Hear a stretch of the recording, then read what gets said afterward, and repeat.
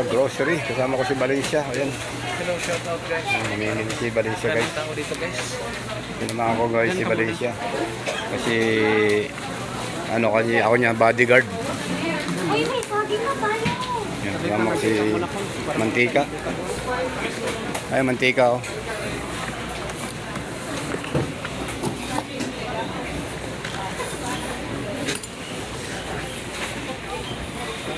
Yan. Gala-gala muna kami dito ni Valencia guys. Kasi may mga binibili pa yung kasama ko. Hinihintay ko dito. Si Valencia bumibili ng pao ng manok. At saka talbos ng sili. At saka talbos ng ampalaya guys. Panghalo sa sa paa ng manok. O yun, ginisang paa ng manok na may munggo. Yun ang aming lulutuin. Munggo with yung tawag doon, munggo with ampalaya na dahon. Masarap yun guys, yung munggo with ampalaya. The best na pang ulam yun guys, pananghalian. Paanong manok talaga ang the best guys. Tapos ampalaya na dahon yan, napakasarap nun. Tapos may munggo. Tubig muna, baka gusto nila mamaya doon. Pwede rin. Kaya lang, makakainom ka ba ron? Saan ka iinom? Oo nga, sa bagay na.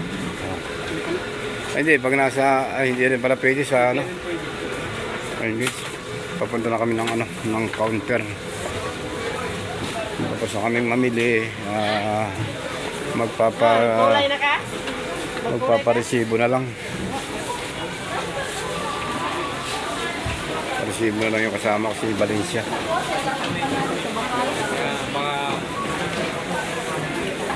Saan ka lon? Dito. Dito.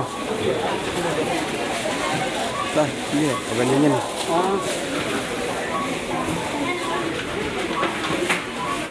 Guys, kasi ito mga Ayan, palaya. Yan ang nabili guys oh. Ano mga palaya manok. Panglahok sa munggo. May munggo ka ron? Oo, meron. Ayan, panglahok sa munggo. Yan ang binili guys ni Valencia guys. Konti lang kasi wala rin namang budget. Wala nang budget. Kaya konti lang binili. Panghalo lang sa gulay na munggo. Bali magbabayad lang si Valencia sa counter guys. Tapos lalabas na kami ng grocery. Malapit na kami